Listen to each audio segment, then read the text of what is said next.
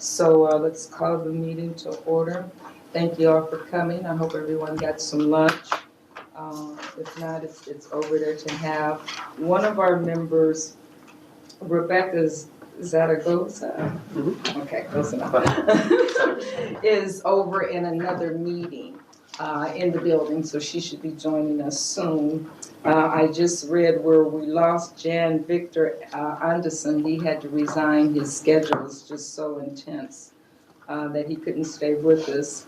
Ada's on vacation, and the rest I just don't know about where they are. Okay.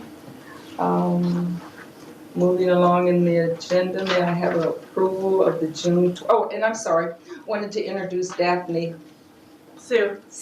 I was gonna say who, and I said, no, I don't think that's right. It's Daphne Sue. I always call her Daphne. Daphne is here from Legal Today. Nancy Feldman, who is usually our attorney at these meetings, is not here today.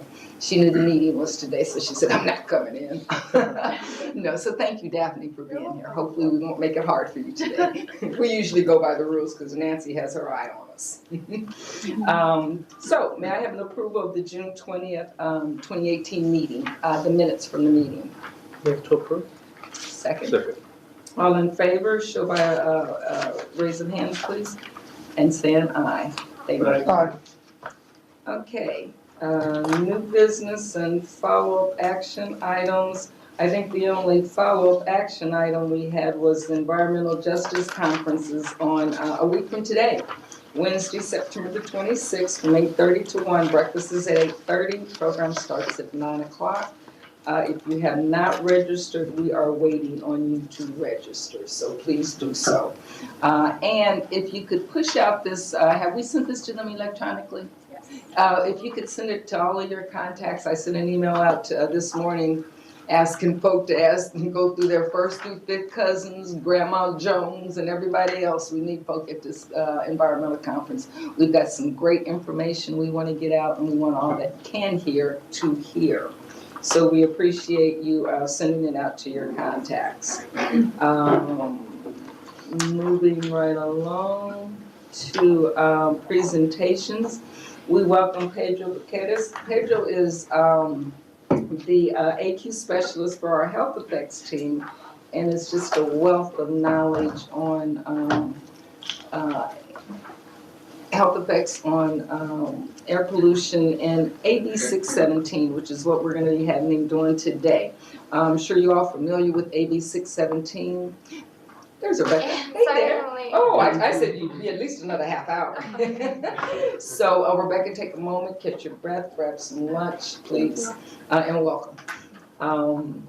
We're on the number 4 on the agenda, presentation and discussion on AB 617 updates. We, being SCAQMD, have made our recommendations to the CARB board. Their meeting is next Thursday, the 27th and 28th of September, where this matter will come up before their board for final approval. And Rebecca, when we do member updates, you're perfectly welcome to talk about that. If in fact we invite you to, if you don't mind, okay?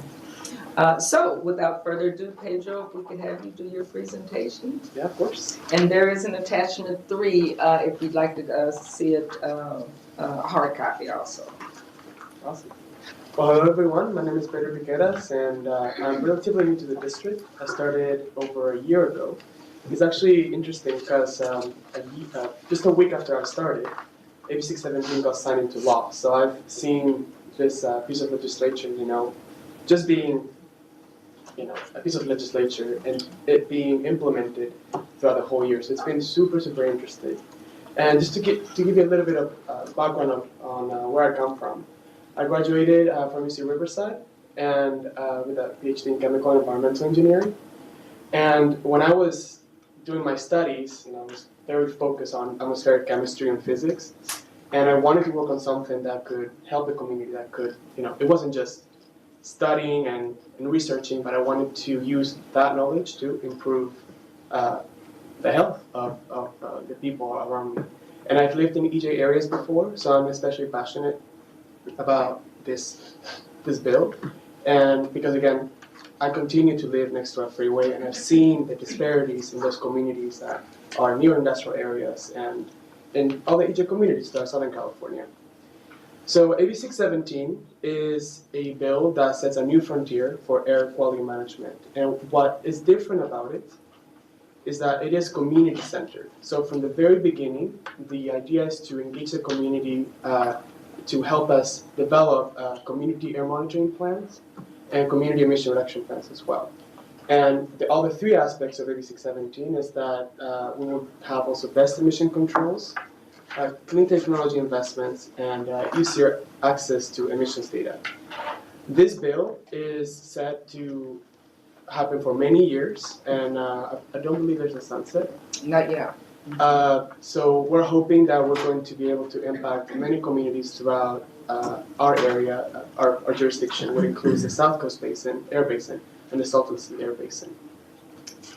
The key milestone set in statute is October 1st is the deadline for CARB to set a statewide strategy for year one communities, and that includes guidelines and benchmarks. And that's around the corner, and that will happen during the CARB board meeting that will happen on the 27th. Then by July 1st, 2019, it is the deadline for the air districts, including our air district, to deploy air monitoring for the year one communities. And in September of that same year, we will have another deadline to adopt emission reduction plans for year one communities. And then in December 2023 is the deadline for our district to fully implement the best available retrofit control technologies. So how do we get started?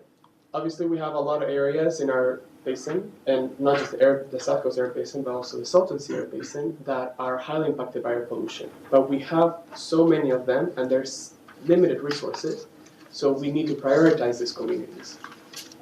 Because the California Air Resources Board will only select 5 to 10 communities for year one, which would mean around 3 communities for our basin.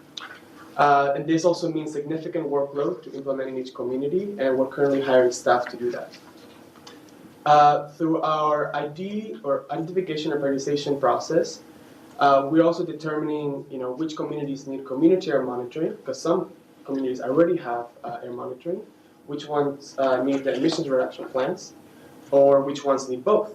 And the overall goal, and the main goal, is to have clean air or cleaner air in those communities that are highly impacted. The way we did this is, one, was to get community input on how to do it. And we did this by hosting 10 SCAQMD community meetings in the 4-county region. These were done during the evening, and the way we welcomed community input was by having a presentation, giving a quick background on AB 617, and then by having breakouts with ESO boards. And we had a series of questions that we asked the community, and then they gave us input on what was important for them. They said, I care about the refinery, I care about trucks, I care about dust from the Salton Sea, or all the different sources, right? And then we took notes of all of those, and we also asked them about which factors we should consider to prioritize the communities. We also had one technical workshop in which we invited members of academia and industry to give us more technical input on that. And we had 2 EJCP meetings in which we also gave AB 617 updates and also welcomed community input. And that was done in Indio and in Irvine. And we also had 9 community meetings that were hosted by other organizations and elected officials, and they invited us to give an update on AB 617. And 25 government agency meetings, workshops, advisory groups, staff briefings, 1 media interview, and 3 academic presentations in which we went out to universities and conferences to also get input from the academics. And these were done in the evening and during work hours, and also during weekends. And that way we gave the community a good chance, because some people can make it during the day, some people can make it during the evening. So we had a good variety of making sure at that time. The key input that we received from an air pollution source perspective is that many people worried about diesel sources, which are obviously the freeways and the trucks, which are one of the main sources of diesel. Also the warehouses and the trucks that go in and out of those warehouses, and the rail yards. Also oil production and processing, such as wells and refineries, especially in the South Bay region and Torrance. And last, also landfills, scrap yards, and hazardous waste sites. In regards to proximity and land use factors, people were worried, or they told us to prioritize regions that had a lot of schools near air pollution sources or industrial areas. Also to look at concentration of industries and to take into consideration the lack of green space, or because some communities don't have a lot of green space, so they told us to take that into consideration as well. And they also told us to take several population factors into consideration, such as population density. They told us to focus on communities that were low income. They told us to focus on communities of color, those that lack access to healthcare, and communities that have a high asthma and cancer rates, and communities with low education levels, and to also have to focus our efforts in communities that had high concentrations of children and elderly, because we know they're sensitive groups and they're most susceptible to the health effects of air pollution. And the way we took all those, all the input into account is by looking at the data that we already had. One of them was the multiple air toxic exposure study, which is a study that SCAQMD has been doing for decades. The latest study was made the fourth of a series of studies. And the purpose of the study is to understand regional air toxics. And as you can see in the photo, the darker the color, the higher cancer risk per million. And the way that was calculated, it was by measuring air toxics and by modeling air toxics, and by using the OEHA methodology to calculate the cancer risk per million. One of the main findings of the study is that diesel particulate matter accounted for 2/3 of the risk, and it wasn't just from trucks and rail, but from there were many different sources throughout the basin. What would be another example Of a diesel source? Sure. Anything that uses diesel as a Tractors. a tractor, a lot of equipment. Off-highway vehicles. Off-highway vehicles, planes, some cars, very, very minimal though. Some cars are also diesel powered. Also, in warehouses, they have a lot of diesel powered refrigeration units. So anything that uses diesel is a source of diesel. But the main source of diesel within the basin is the truck traffic. It's a truck. Okay, and another data source that we used to identify and to prioritize the communities was Column Virus Screen, which is a screening tool developed by OEHA that takes into account many different factors, which were very, very useful. Some of those are pollution burden, such exposures, and these include ozone, PM2.5, diesel PM specifically, pesticides, traffic, and also environmental effects such as groundwater threats, impaired water bodies, cleanup sites, etc. And also population characteristics, and these include sensitive populations such as populations with asthma, populations with cardiovascular disease, and low birth weight infants, and also socioeconomic factors like poverty, unemployment, educational attainment, etc. And also linguistic isolation, which is a proxy for communities of color in a way. We developed our own metric, which was done to understand the density of schools near industrial regions and freeways. And the way we did that was by evaluating the area within 1,000 feet of each school of daycare, and then we averaged that across each census tract. And here we have a map of where those are located. And using those 3 data sets, we looked at the 55 communities that we had identified, and the way we identified these communities was by using geographical boundaries and also political boundaries, like the city boundary or the county boundary. And we divided those into the two air basins that we have. The reason why we did that is because we have very different sources, and they're very different scenarios. And while the Salton Sea Air Basin only has one community. It is very much a high priority because it is clearly an EJ area. But again, from a air pollution perspective, it has very different sources and it has very different setting. And by us separating it, it actually was very beneficial towards the Salton Sea Air Basin because it pumped them up in the priority list. And then within the South Coast Air Basin, we divided them into two categories, and we applied the screening criteria. And the screening criteria for this was to consider the top 25% of MATES 4 air toxic cancer risk and the top 25% of common virus screen. If the community was within the top 25% of those two, then it kept going higher or it kept going down the tree. Otherwise, it was recommended for year 6+. And then we evaluated additional factors for those communities that were in the top 25%. And that the additional factors were the coronavirus screen score was the top 5%, and the MATES 4 toxic cancer risk was in the top 50%. And then that way we came up with our year 1 communities, and with our communities in the year 2 to 5 that were recommended to CARB. So the main milestones for this year were to recommend these communities to CARB. And the way we did this was in 2 phases. One was through the April-June preliminary report to CARB. And then we had a second report that was more summarized that included the community input because we were still having some community meetings after June. So we wanted to make sure that we gave all the community input we had to CARB, and that was done in July. And then in August, CARB made their recommendations public for the public comment. And this September, CARB will consider those recommendations, and the CARB board will decide, which communities are applied to the South Coast jurisdiction. So this is a map of the recommended AB 617 implementation schedule. The year 1 communities are noted in green. So you can see in the central LA region, there's a few, and there's one in the Inland Empire.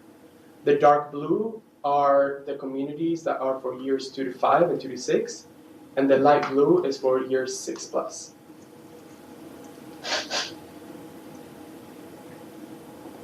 And now I'm going to go a little bit more into detail for the 4 communities that we recommended to CARB. One of them was Wilmington, West Long Beach, and Carson. And the main reason why this was recommended is because it's a port area with several major refineries. And they have very high socioeconomic burdens. There were previous monitoring efforts that were done in the past, such as Black Sands pilot study, the 710 study, MATES 5 study, and Rule 1180 monitoring. And while you may think, well, these people already have monitoring, why don't you choose a community that doesn't have monitoring? And the main reason for that is because we have such tight deadlines that we need to base our community emission reduction plans off something, right? So by us having some data, right, we can basically meet the deadlines. That was one of the reasons why. Also, this was within the 100th percentile for MATES 4, and 98.8 percentile for common virus screen. And we received several nominations from the city of Carson and Los Angeles, and from CBE, Communities for a Better Environment. Another community that we recommended was the East LA Boyle Heights, which included the East LA communities that are next to major freeways, one of them being the East LA interchange. I'm sure you guys have been stuck there before. I've been stuck. It's a mess. And as you can imagine, there's many residents and schools and sensitive receptors next to that. In fact, if you look at Google Maps and you zoom in, there's one school called Soto Elementary School that is right next to that. So which is crazy. These were also part of the Clean Communities Plan, and there were also previous air toxics monitoring. They fell within the 99.4th percentile for MATES 4 and 99.9th percentile for common virus screen. And we received several nominations from this community. And the IE community that we recommended to CAR is the San Bernardino Moscow community, which is a community that has a pretty large rail yard and other industrial sources such as warehouses. It has a lot of socioeconomic burdens, and they were also part of the Clean Communities Plan. They had MATES 4 local scale monitoring, and they have, or this community has geographical diversity and diversity of sources. They fell within the 51.3 percentile, 30 percentile for MATES 4, and it also fell within the 99.7 percentile for Calamar screen. And we got nominations from CCAEJ and also from an elected official, Eloise Reyes Gomez. So the next step is now for CARP to decide the year one communities, and that way we can begin the implementation process. And then within October and November, we're convening community steering committee meetings. Sorry, it's a thing. And I actually brought some printouts with the dates in case you guys would like to come and learn about what the steering committee is and about or more about the future steps of AB 617. I could provide those to you. And that's the end of the presentation. If you guys have any questions? What was the fourth community that didn't get selected? Southgate, Huntington Park, the South LA community. So we also recommended that to CARP, but then the CARP staff took that out because of very strict, or I want to say limited resources. And then what was the average, I know you did outreach and did meetings and presentations. Mhm. What was the average amount of people that attended? It's about 100, Mhm. 125. Oh, that's good. Yeah, depending on the community, but for the most part, like Yeah. Wilmington one was that way more than dismal. 100. Yeah. And then San Bernardino was more difficult. There were several events happening that day, so but overall we had a very good turnout and we got a lot of very good input. And another way that we received input was by we had an online form that people could submit with their recommendation and what they thought was important. Because making to these meetings, we understand that people are busy, people have stuff to do. So by having that resource online, it was very helpful, and we got over 300 Online submissions. Yeah, we got a lot. So That's awesome. And do you know how the self-nominations were weighed with the district nominations? During the prioritization process, Yeah. so we first went off of the data that we had first, and then if you look at the I'll go back. Oh. At the table. I've switched Okay. presentations. Oh, no worries. You're fine. What page is it on the hard copy? It is this is the one with this one. Page 5 in your hard copy. It's in your agenda package. It's the criteria. So summary methods and criteria for community prioritization. Mm-hmm. So once she pulls it up. One more. One more. Okay. It's up to the school. Yeah, there, Exactly, perfect. there we go. So we first evaluated the screening criteria from MATES, the school proximity metric, and from Calamar screen. And if they fell within that criteria, with the additional factors, one of them was the whether we received a recommendation or not. And we couldn't really base it off the number of nominations because there were several communities that submitted many recommendations that weren't really useful. They were just complaints and nothing really constructive. So we went off of whether we received a nomination or whether we didn't receive one. Some of them were really good. You guys submitted one, very good info. But some other ones were just, there was nothing even on air pollution. It was just on France, SCAQMD and all that. So, yeah. Okay. So the nominations were very helpful as well for us to focus, to help us develop and come up with ideas for future years as well. So. Thank you. Any more questions? Any comment from public comment?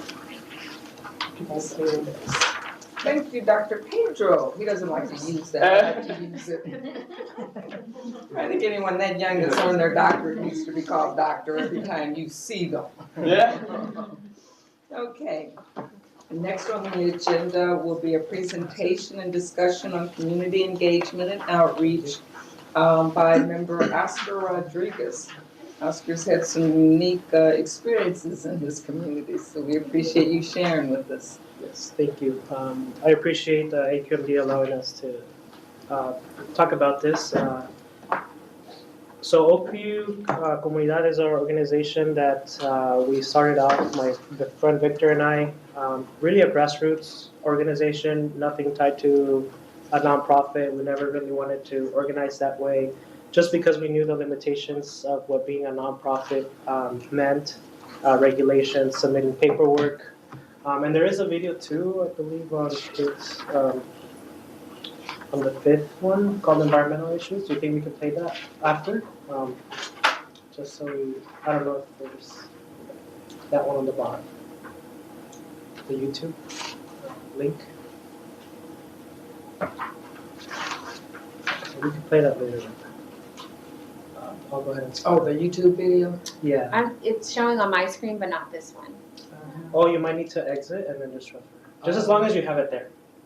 I'm sorry? Just as long as you have it there, like ready to play, and then once I'm ready to show it, I Okay. think you could transfer it in.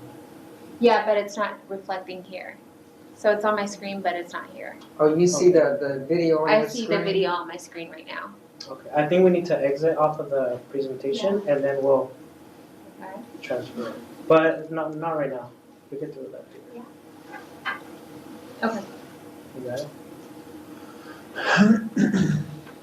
So we are a small little community in Huntington Beach, roughly about 10,000 residents. Do we need to call for, I can check with them. I'll Okay. set you guys up here and then let me check and see. okay. Okay. So there's roughly 10,000 residents, and we do everything from environment. We started off as doing environmental justice work, just because we live right next to a transfer station, literally about 50 feet away from it. And so other work that we do is regarding immigration, code enforcement, really teaching our residents, people who live in our community, about their rights, and housing and tenants' rights as well. We did an ethnic studies program about 2 years ago. We couldn't continue it because we didn't have any additional funding. And we've also gained recognition in Huntington Beach. A lot of people in Huntington Beach didn't even know our community existed because it wasn't it's not a remote area. It's just hidden by the major streets in Huntington Beach. So our participation in the 4th of July parade and recognition from the lawsuit that we helped the Ocean View School District win, which I'll talk about that in a second, gained recognition in our communities to tell people where we were, essentially. So we go based off of two major focuses. We advocate, we educate, and that leads to empowerment. And so everything that we did, we had those two words in mind. We had to advocate and then educate our residents in order for them to become empowered and take action against the transfer station that we eventually helped the Ocean View School District win a lawsuit of $22 million. So like I said, we're in Huntington Beach. It's half a square mile, very dense. Have you guys been to Huntington Beach before? Yeah? If you go on Beach and Warner, you'll see that tall building. It's the only tall building in Huntington Beach. Our community is literally on the back of that building, and then Rainbows is right next to our community as well. So it's very close. And I have pictures showing that as well. Roughly 10,000 residents, and 95% are Latino Hispanic. A good majority live below the federal poverty line. So before we used to have code enforcement issues because rents are so high, people double up, 2 families in one apartment. But we've been able to kind of work with code enforcement in the city of Huntington Beach to help those that were living in deplorable conditions to help them bring their units up to code. And a highly immigrant community. Okay, we could. Yeah, they're not in their office. I just sent them a quick I think text. if you push cancel on the, Cancel on. Do you want to show me here? Because it's. or I could show it after in the end. Okay. Yeah. Okay. So as you can see on the on the left-hand side, so the yellow square, that's what Rainbow started back in 1964. Rainbow is a transfer station. Currently, when they started, it was about 1.8, I believe, 1.8 acres. Currently, they're at 17 acres. So I'll show you the progress over the years. That's how they were able to grow. Unfortunately, as they were growing, because this community had been growing into a migrant community, there were no public hearings as Rainbow grew, which is a requirement by the California Environmental Law, CEQA, Environmental Quality. Quality Act, 1970. So usually when like a transportation wants to expand or they buy a property to expand, they need to hold public hearings. None of that happened. So none of our residents were able to kind of know what was going on. It was just kind of like a migrant community growing and a transfer station growing at the same time. Nothing was done up until 2015 when we came along. And then 1981, they bought the Orange Square property. Right there, you can't really see. And then, as you can see on the right-hand side, the purple kind of rectangle, it's Oakview Elementary School. That's the elementary school that I went to when I was growing up. And the open space of the green square, that's currently a preschool. Before, it was just open space, so preschool wasn't even built yet. And the facility is which one? Again, I'm sorry. On the left-hand side, Okay. that's orange. 1964 Okay, on the yellow square. okay. And then 1981, they bought that bigger orange kind of looking square. And then they bought more property, the red one, the 1990, and then again in 2004. And then they kept on expanding in 2003. Oops.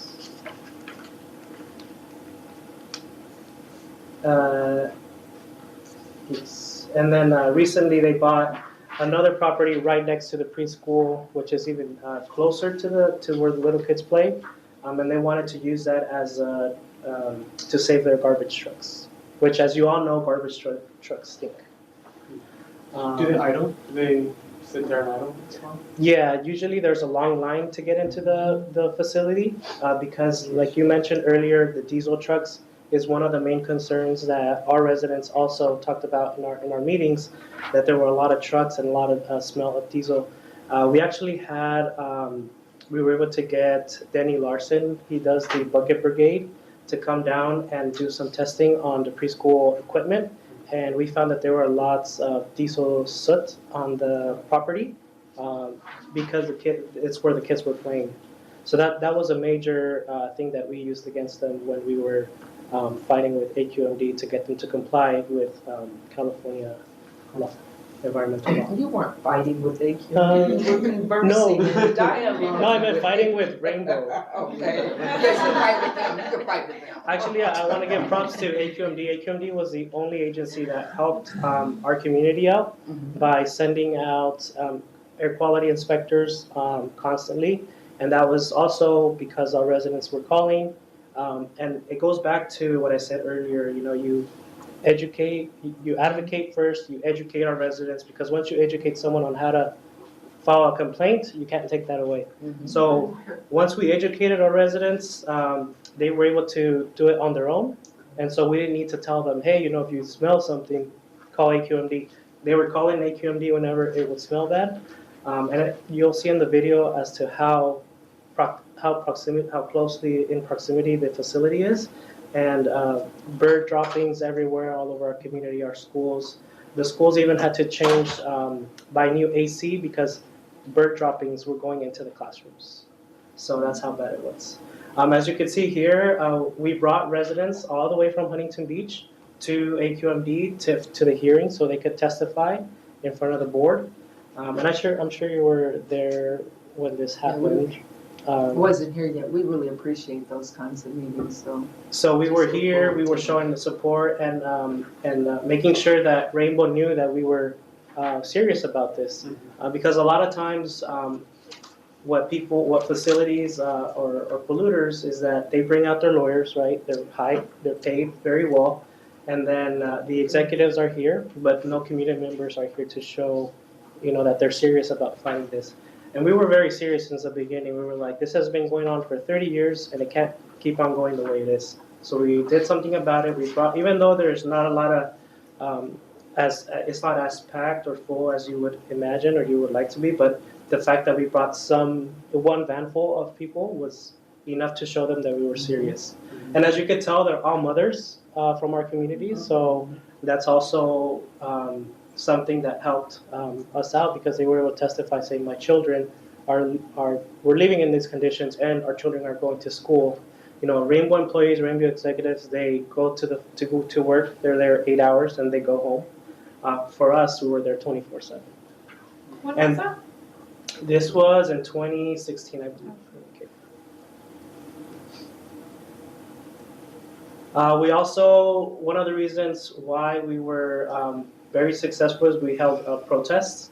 That's one of the reasons why we also didn't want to become a nonprofit organization because once you become a nonprofit, you're very tied as to what you could say. So we kept it that way, and luckily our community supported us financially and by showing up. So we were able to get, taco truck out and tell people, hey, come out and protest, and it's for a good cause. And then once you tell them, like you said, you educate them as to what's going on, then they start paying attention and doing something about it. Everything was donated, as you could tell. People were working at night, cutting pieces of wood to hold our signs up. That sign was also donated. We got a lot of help and support from organizations like Raiz in Santa Ana, which is now Resilience OC, and other folks who were into protesting, but not necessarily environmentally. They were more about immigration. But the fact that they knew the background as to how to hold a protest and what you need in order to push, that's what helped us. They were able to contact the media. One thing that we tell people too is the media plays in a very important role in making sure that your message gets across. So you don't want to be enemies of the media. We have people in our administration that are against the media, but we love the media because that's what essentially got us to push forward. Sorry, one question. yeah. Where was the protest? At Oakview Elementary School, right next to, so the facility, you can see the facility in the background. So that's where the kids play soccer, the field, and the facilities in the background. Wow. So additional pressures, not only did we focus environmentally, we tried to do everything we could to get attention, one, from the media and attention from anybody we could at City Council. We went to City Council meetings. We also pushed through noise pollution ordinances that they weren't following. Parking, their employees were parking on school property. Their employees were parking on city property that they weren't supposed to. Rainbow was not street sweeping the street that they were supposed to.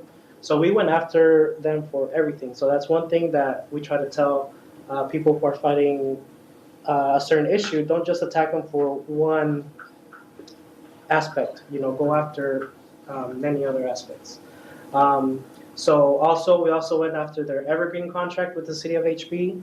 Once residents started seeing that Evergreen means that their contract just renews automatically. There's no input from people in our community or voters. So it never got to be voted on. The city council just said, hey, let's give the contract to Rainbow, and then that's that. So what we pushed for was to cancel the Evergreen contract. They still haven't, but it made big news once it went on the paper and people started realizing that we were being charged more than when Fountain Valley was being charged, and the facility was in the city of Huntington Beach. So we're paying like $22 now. Before Fountain Valley, which is a different city that Rainbow is not in, but has a contract with them, we're paying, I believe, $16. So we went after that as well. We did constant drone flyovers, so that scared them a little bit. You know, that we were watching them. How we did. often? Like every day? Yeah, we would just go every day. At some point, they did bring it up to our attention, like, hey, you know, privacy issues, but hey, it's public airspace. So, and then sit-ins in their lobbies, we randomly would show up to their lobbies and be like, hey, you know, it smells outside. We're not leaving until you fix it. Cybertech. Also, elected officials who received donations from the company, we went after them as well. And this is one of the drone flyovers we did. This was already when, after AQMD had made a stipulated abatement order to construct one of the buildings. So as you can see on the upper right-hand corner, they were already constructing a building. But most of their facility was uncovered. All the trash was outside, which you'll see in the video in a brief second as well. So is that facility to enclose the outside trash? Yeah. Okay. Where does the trash come from? Just Huntington Beach, Fountain Valley, Westminster, I think. Different cities have contracts with them. And some cities go and dump their trash there as well. So they just stored everything there. And everything was being done outside. So as you can imagine, the smell, you know, would be, especially during the summer, kids would have to breathe that. Residential and commercial, or just residential trash, do you know? Residential and commercial. So they were crushing concrete as well during the summer. Oscar, did they have existing restrictions that they just weren't adhering to? Or were there no regulations in place from the city and AQMD? So people, there were inspectors that would go and inspect, and they would say that everything was fine. But then we found out that one inspector would say one thing from AQMD, and the inspector from the city would say the other. So the inspector from the city would be like, "Oh, everything's fine, you're good to go." Then AQMD would come and would fine them for certain things that weren't as big, but they would still get fined on the same day. So how could you say? How could you contradict? You know. So we looked up all those records as well, and that's subject to public record through the California Public Request Act. So you can always look for public documents and ask for public documents from a public entity, and we use that to our advantage as well. And then.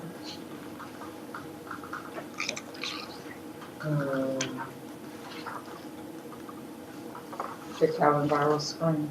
Yeah, we use the Calenviral screen also. We were designated as a community impacted by pollution, air pollution. Mm-hmm. So there's a red highlighted mark there that Oakview is considered an environmental justice site. So that's how we were able to do. Okay.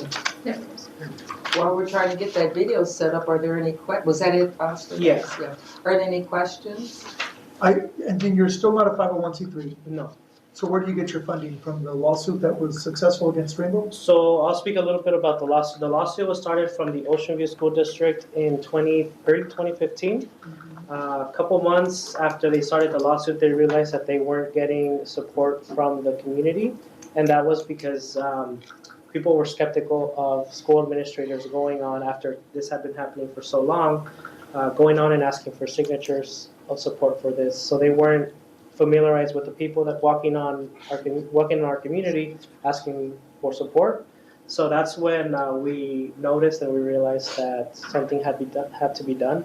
And that's when Victor and I started in October of 2015 to organize.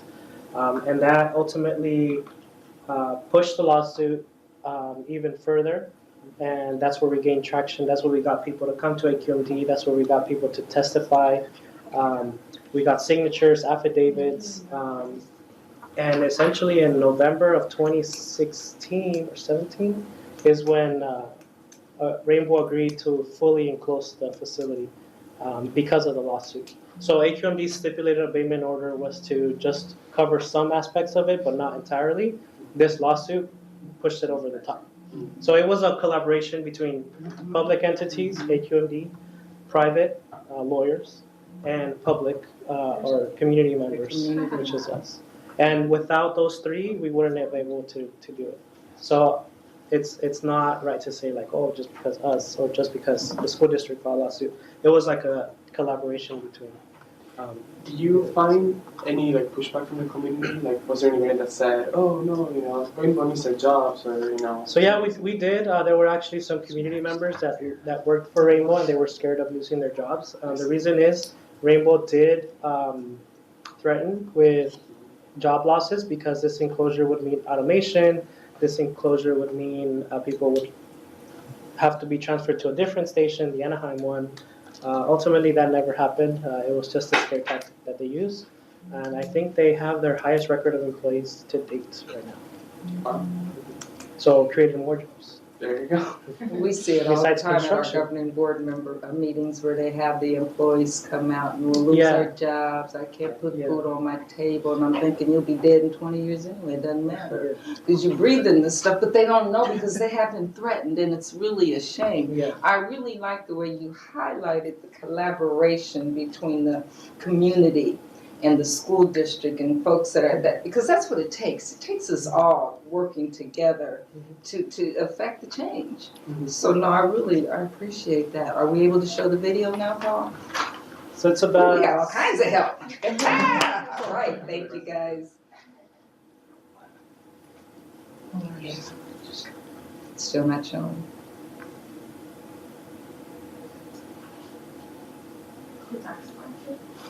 Here we go. Does it have sound?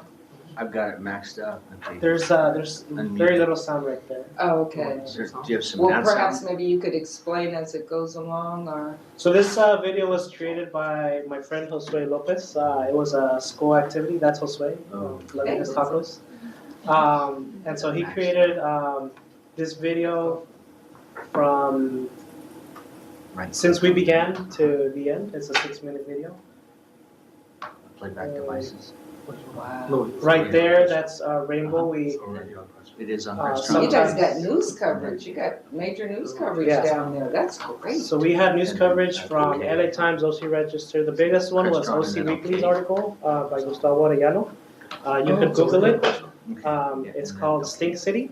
It became the cover and it became I should have brought the article. I actually have a big stack of articles, but you can find it online. It's a very long article, but it explains everything that happened between Stinky City or something? Stink City, OC Weekly. Gustavo is no longer at OC Weekly.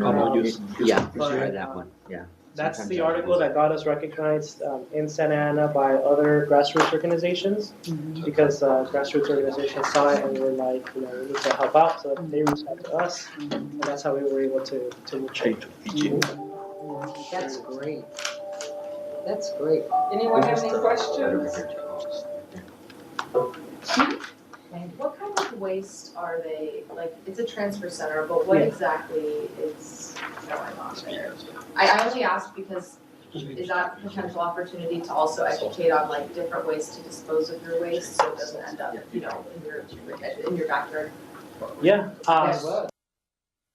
They get everything from commercial waste to household waste to hazardous waste. Now it's being processed inside of their facility rather than outside. About the issue by Oscar and Victor, and when we came here for the first time, we couldn't believe that this was happening in Orange County, a county that prides itself of being one of the most well-positioned economically in the state of California. And to see the injustice, the environmental injustice that this community has been exposed to is outrageous. I don't think that this will be happening in other areas of Huntington Beach where they have nice communities. If this were to be happening there, I guarantee you that that structure, that corporation wouldn't be there within years. We need to enclose the Rainbow Corporation has to enclose. And also, it's important to notice that Right this one. So that's Huntington Beach. Show you all the right there. That's our community. Oakview Elementary School. It's one of the highest that has student enrollments in the district. Oh, the big trucks. Wow.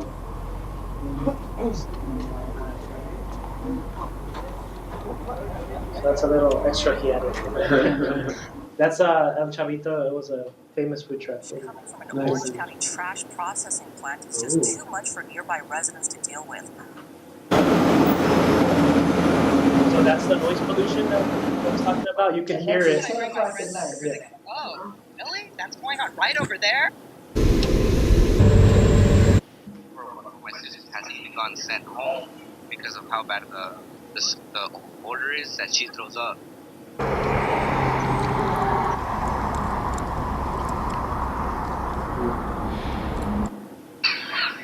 This is recent video of seagulls flying over the school. They poop on the lunch tables. They poop everywhere. Oh. Kids run to our awnings to escape the seagulls. How is it allowed in 2015 that we can have Surf City, USA, have an open trash dump, literally uncovered in our city?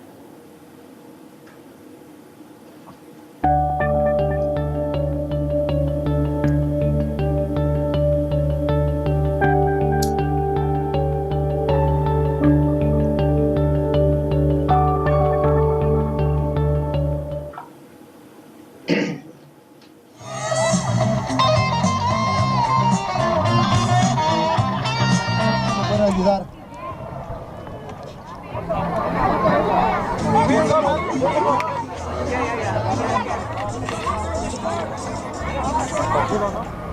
So my name is Carlos Perea. I'm part of RAIZ, a grassroots organization that focuses on protecting the rights of the undocumented Latino community in Orange County. We were told about the issue by Oscar and Victor, and when we came here for the first time, we couldn't believe that this was happening in Orange County, a county that prides itself of being one of the most well-positioned economically in the state of California. And to see the injustice, the environmental injustice that this community has been exposed to is outrageous.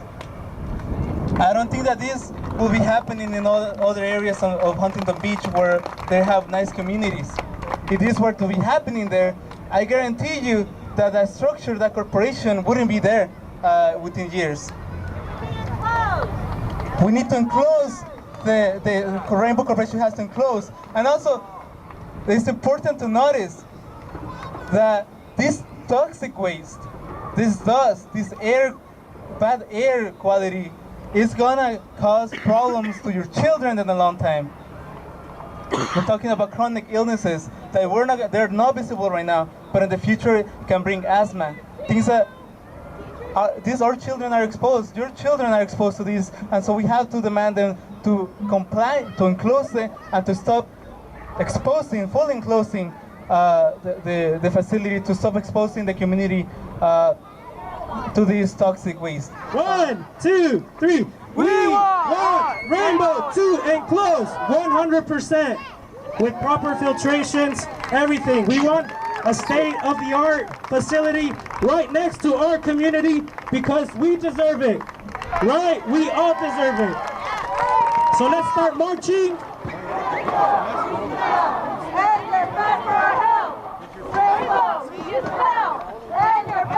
Nobody on the city council support this?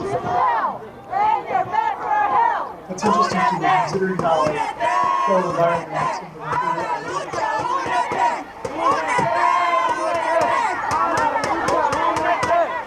Rainbow, you smell 100% enclosure. What do we want? Full enclosure. Why do we want it? Now, what people do not know, mitigation efforts that they're doing, they're spraying chemicals in the air to reduce the foul stench. Residents out here told me they'll believe it when they see it. For now, all they can do is wait for the next step in the process, which is the AQMD hearing on November 7th here in Huntington Beach.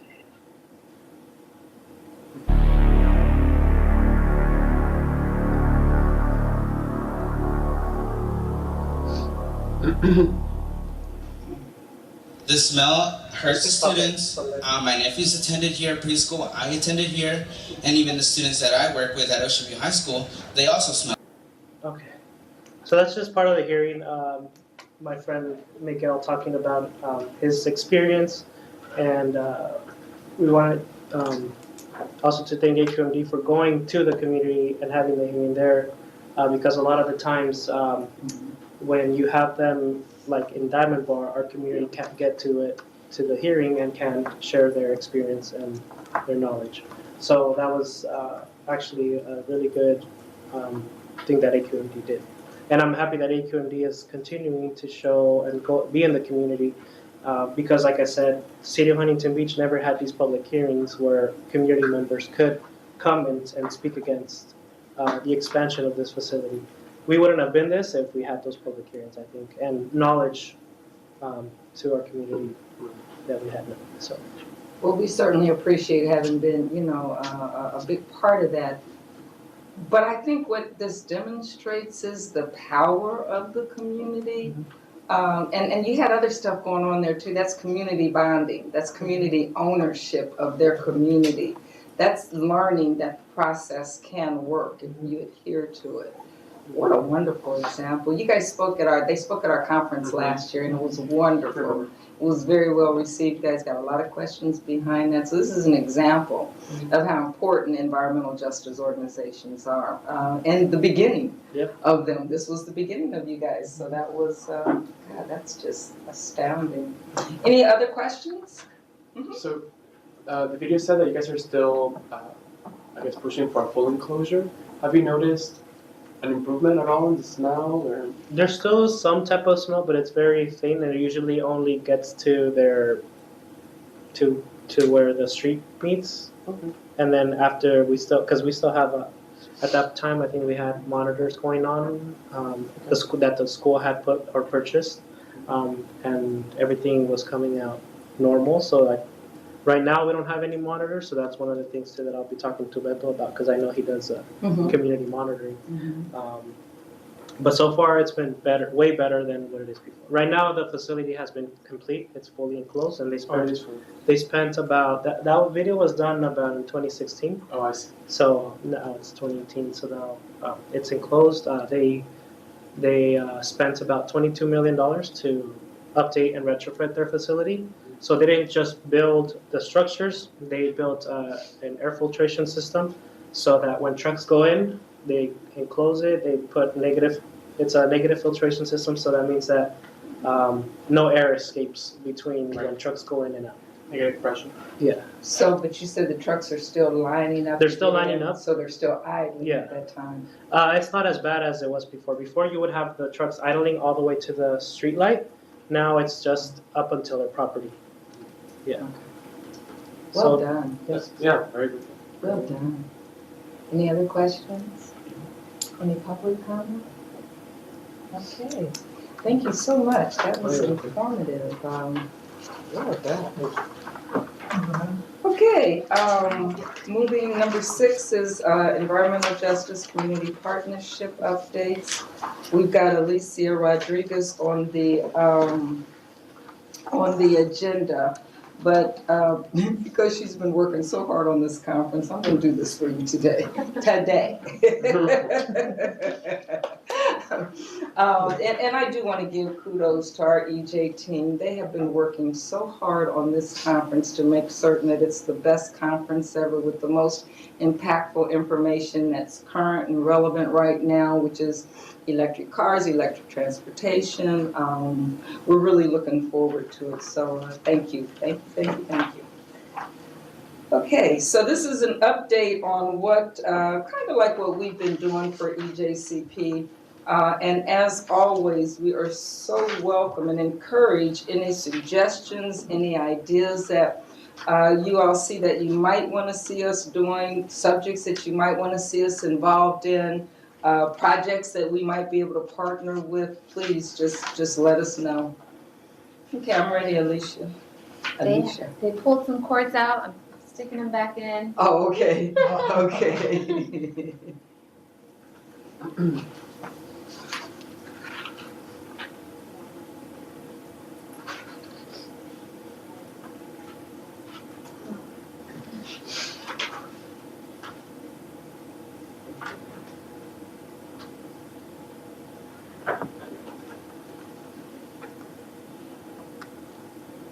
There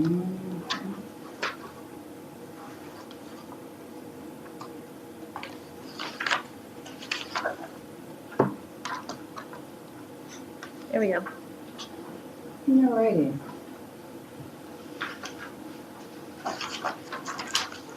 So, last year we had an interagency summit. In 2017, we had our first interagency summit. And the idea behind that was we've got different agencies that receive complaints in different manners, different ways, different avenues. And we wanted to come together and talk about how we receive complaints and how we could align these complaints so that if someone calls SCAQMD with a water complaint, we're not just saying, oh, sorry, we don't handle that, and hanging up on them, so that we can properly refer them to the proper agency, the proper people within that agency. So we met in 2017. We probably had, well, maybe about 26 agencies that attended at the time. And basically, we had a great meeting and kind of didn't go anywhere behind that. And that's because we had a lot of internal changes, staffing changes, and we're just now getting to it again, unfortunately. So we had another one in 2018 to build up on that 2017 interagency summit.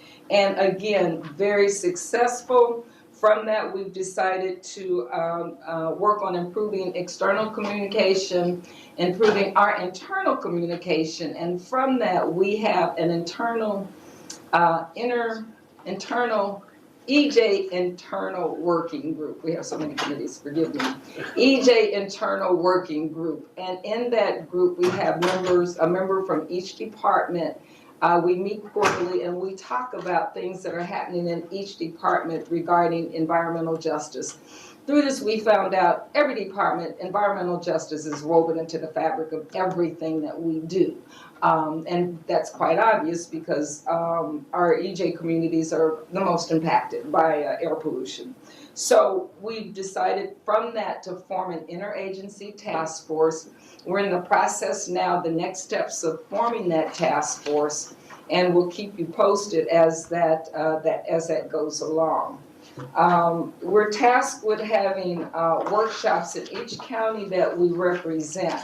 So Thursday, August the 9th, we had a workshop in LA County. It was at the California Community Foundation in Los Angeles. Normally our workshops average between 50 to 75 people.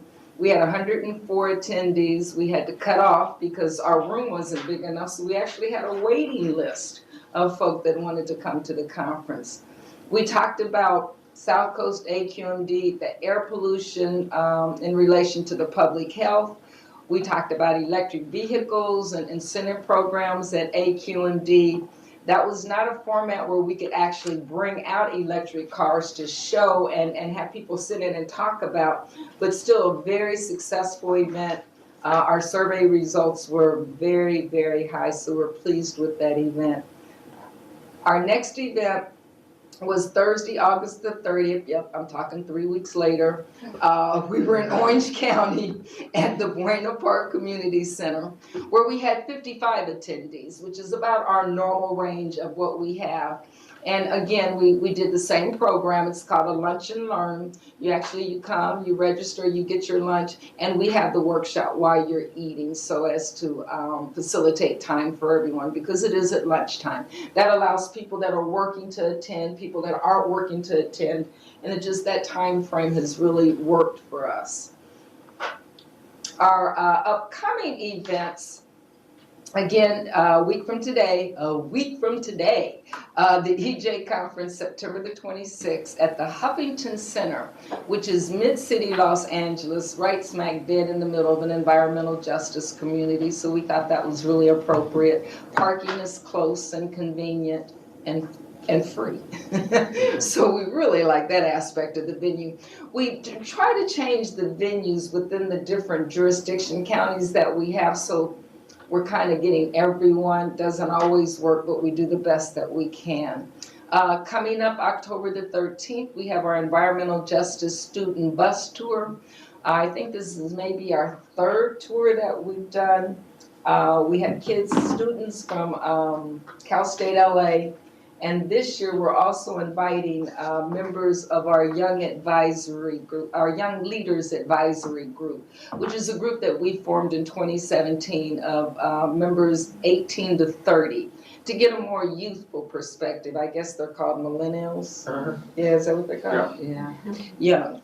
To get a perspective from them and to get their ideas on what we should be doing and what they think about air pollution. It's incredible, the talent that's around that table. Unbelievable what some of these young folk are doing. So that's on October the 13th. We'll tour the East Los Angeles. We'll go by one of the rendering plants, which I think are ruled, they'll be enclosed by November. I thought I heard. I don't know. I mean, the rule passed. Yeah, the rule passed, and I think it's to be. Anybody ever been by a rendering plant? You're aware of rendering plants? You know what rendering plants are? Rebecca, are you familiar? Oh, you're so lucky. Rendering plants are where everybody through eating. Where Farmer John and your veterinarians, your farms, your roadkill, they send the dead animals. And in the past, these dead animals have been left to sit outside and do all that they do in the sun, and that smell is just outside. There's a school, the one that we're touring, there's a school right up the street from there. The kids cannot come outside during the daytime to play, and especially during the warmer months of the year where the sun is beating down on these, and you can just imagine. When I visited, when I had to come back and run this meeting, I had to keep pushing back. I wanted to go shower. It was just horrendous. And it's the same factor. They'll have those employees come and say, we love our jobs. They don't have any smell in their nose anymore because this is all burned out from smelling that stuff so closely. It's criminal. It's just downright criminal. Are they in Beverly Hills? You'll never find one even close to there. It's in, what is that, Vernon? It's in Vernon. It's in Vernon. The one that we're going to is in Vernon. There's like 4 or 5 on the 710 and the yes, 5, there's right? other ones. It's on the border with Ball Heights, so the school's in Ball Heights. It's down the street from the ODEC side, you know, they just double duty us. So we will be showing the students that also. Next coming up will be that we've got scheduled is the Riverside County Workshop. It's on October the 17th in Riverside, California. We tentatively have scheduled October the 6th in San Bernardino County. We're just working on some logistics before we can say that that's definitely booked. And we'll be partnered with the Route 66 car show, which is a huge attended event in which we think will just work really nicely with what we're doing. The last advisory council meeting date is December the 5th, 2018. Now, last year, this meeting fell the first week of December. Did we not have to cancel that meeting? Was this the one we canceled because of non-attendance? I don't believe so. Which one? It was the other one? I think there were some schedule conflicts for December. So I don't think it was because of a room or anything. It was schedule conflicts with everyone. But the other members. Yeah. Yeah, that's what I'm saying. It was not a good date for the members of the group. So if that's too close to the holidays, please let us know. If you see it's going to be a conflict, let us know and we'll try to adjust that before it gets too close to that time. Of course, if we go before, we're into the Thanksgiving holidays. Then you go back on the back end, it's Christmas. Yes. So that's why we chose the first week, hoping that we would get everyone. So there that calendar is.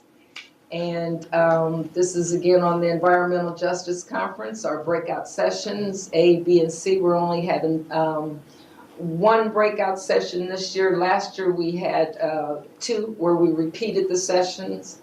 It turned out to really be too long of a day for folks, so we're cutting it off with just 1. You'll have to choose, unfortunately, between the 3, whereas before you had a chance to do 2.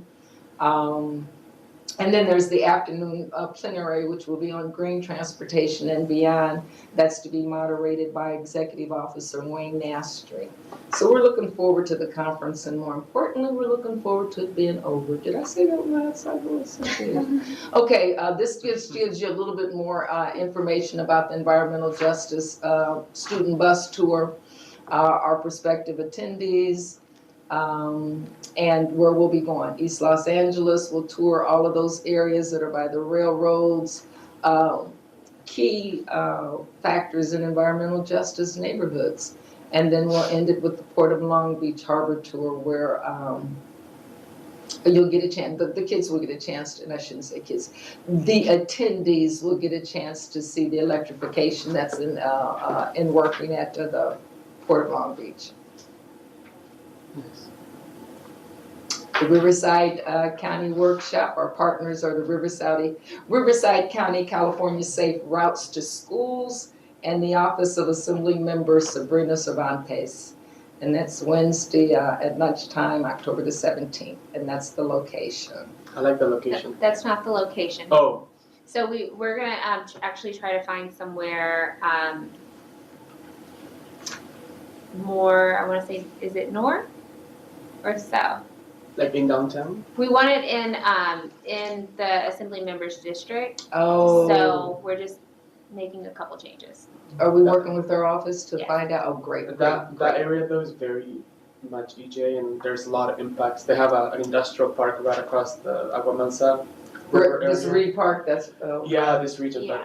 but it is not. So we're not having it there because it's not in her district? Mhm. Okay.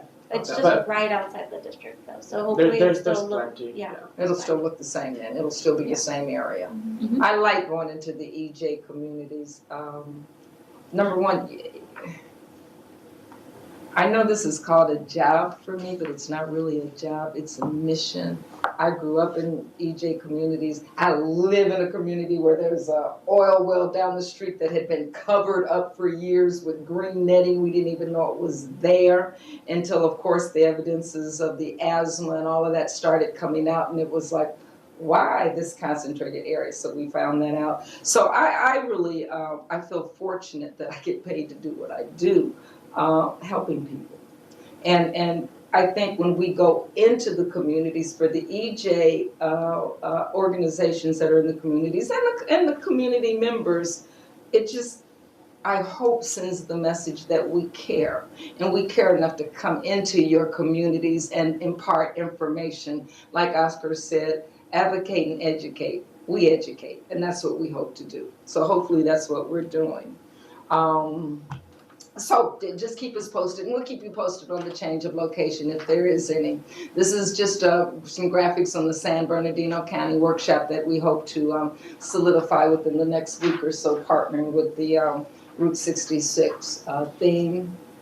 We're asking for suggestions on locations and partners. At the end of October, we'll start planning 2019.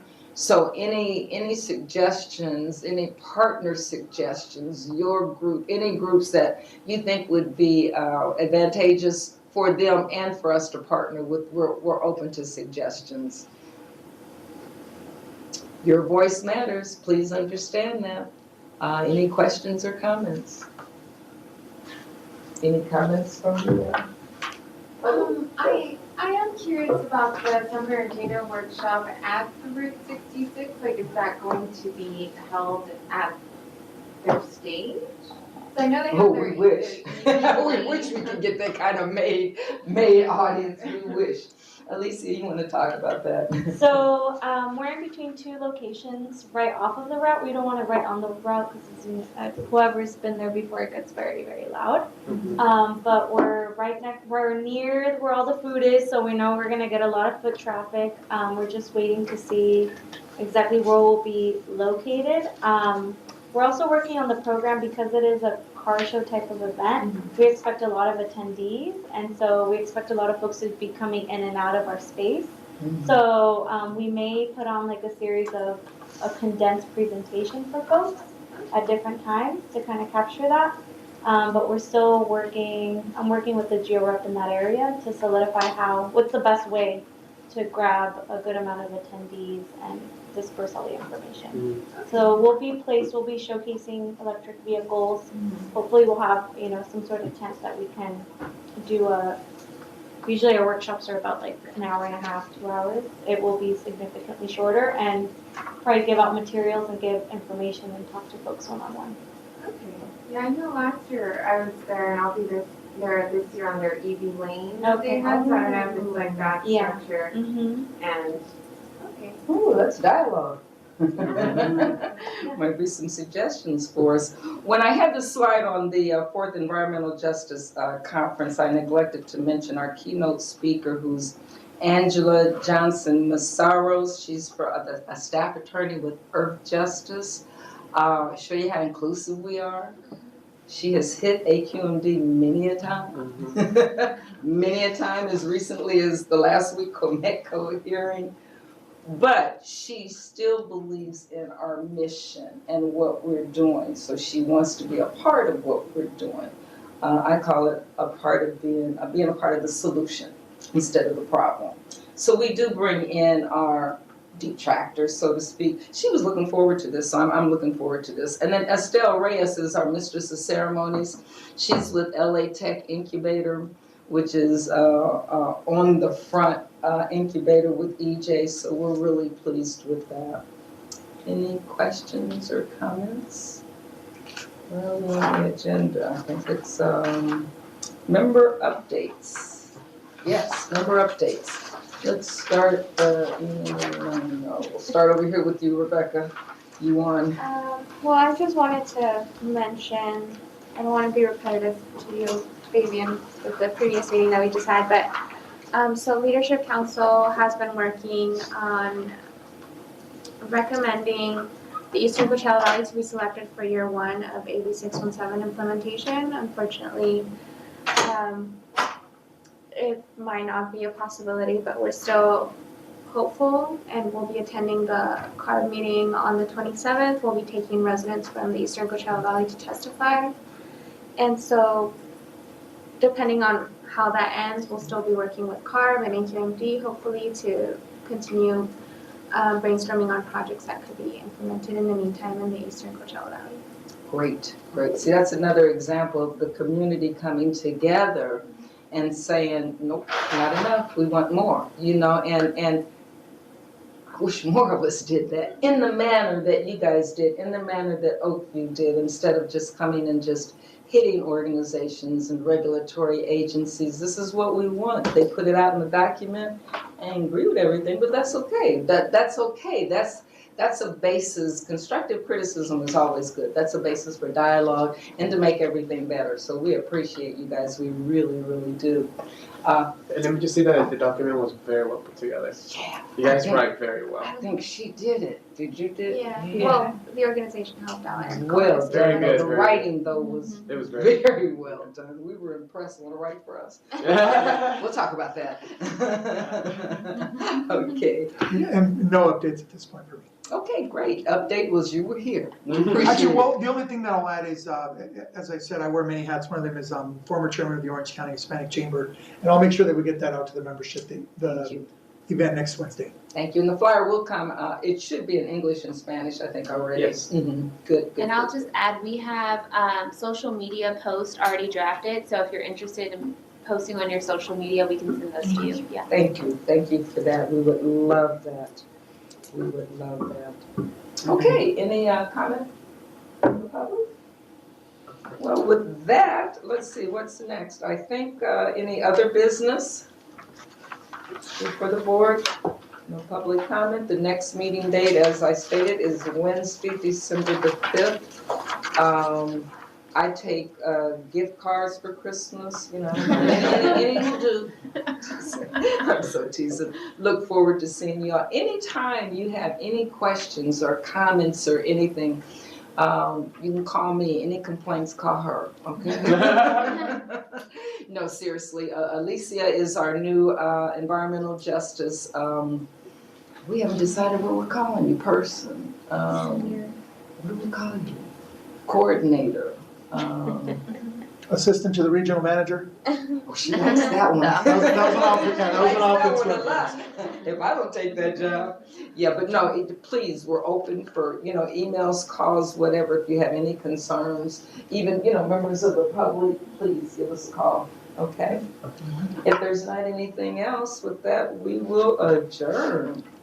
Thank you. I love it, 1:30. Okay, all right. Thank you all for coming and have a great month. Hope to see you all at the conference on the website. I don't think I've mentioned